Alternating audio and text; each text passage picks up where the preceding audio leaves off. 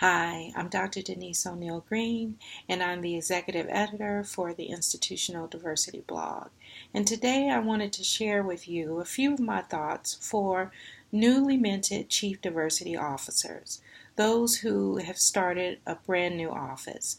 When I think about the University of Missouri and other universities, institutions that have recently installed Chief Diversity Officers because of various unrest or protests or demands that have happened on their campus, I think it's important for new Chief Diversity Officers to have an idea and a plan as to what they want to do out of the gate. So here are my thoughts. I have about 5 different areas that I think might be useful.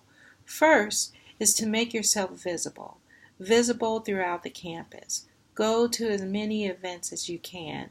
It might seem as though it's a waste of time, but this is a way for you to connect with your university community of faculty, staff, and students. As a part of that visibility, be there to listen. Be there to listen with an empathetic ear and trust what people are telling you. There are a variety of different experiences that faculty, staff, and students have had, and they finally have a place where they can go and share those stories. And it's important for you as the new Chief Diversity Officer to convey that you have a trust in what they're telling you and that you have empathy towards what they're telling you. Secondly, a part of the idea of visibility is really to read. Read about other institutions. Read about your own institution, any kind of reports that have developed recommendations to say what needs to be done.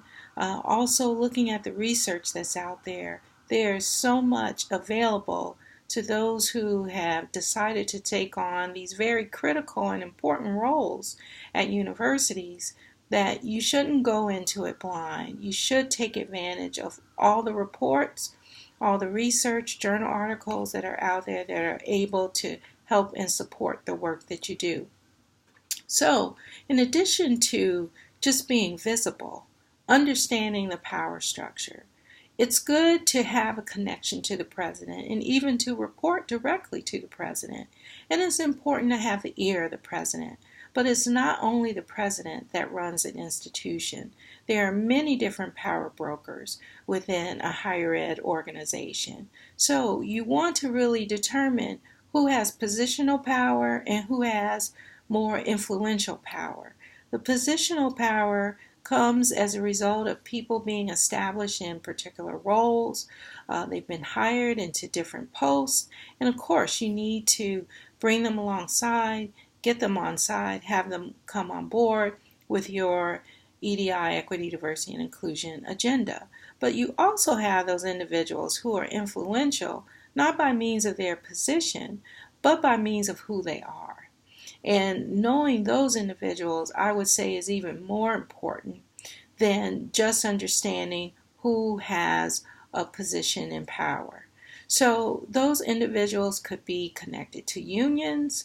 They could be faculty who've been around for a long time, who have those very informal networks. That's important for you to be able to understand and connect with. So take advantage of understanding who has positional power and who has that power through influence. There's also, it's important for you to definitely have resources. Resources in the way of staff, resources in the way of funding, resources in the way of space, and even resources in the way of a mandate, and a mandate that connects with the university's mission, and even more so their strategic plan or academic plan. All of those are critical resources for you to leverage and to have to be successful as a Chief Diversity Officer and to get this kind of division off the ground and to get it up and running. Sometimes institutions will just bring someone in and not provide staff, not provide resources, and you know when they do that they're not serious, quite honestly. Institutions that are serious about changing the organizational culture of their institution will put resources to this type of work.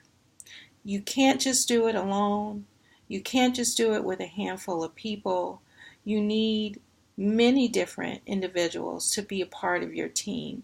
Whether they report to you directly or not, there has to be that sense of shared responsibility and others beyond your direct influence who want to help move the needle and improve the campus climate for everyone, for Black students, for Hispanic students, for all students of color, students for faculty and staff of color, and just for the entire organization as a whole. So I would say that there are two other things you need to consider. One is to understand what your footprint is. What is your EDI footprint? What do you plan to establish within the time that you have? It takes at least 5 years to get a division, any division, quite frankly, but definitely a division of equity, diversity, and inclusion solidly in place. And if you're having leadership turnovers in different roles, that will also impact the stability and consistency of your mandate and the ability to implement your mandate. So the idea of really shaping very clearly what are those goals, what is the impact you want to make within that period of time. Is it simply to establish the office? Is it to improve visibility of the office? Is it to increase education? Is it to address policy making?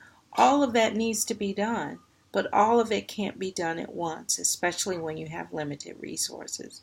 So consider exactly what you want your EDI footprint to be. And then finally, pull together a working group of allies, people who may fully agree with you on things and may not.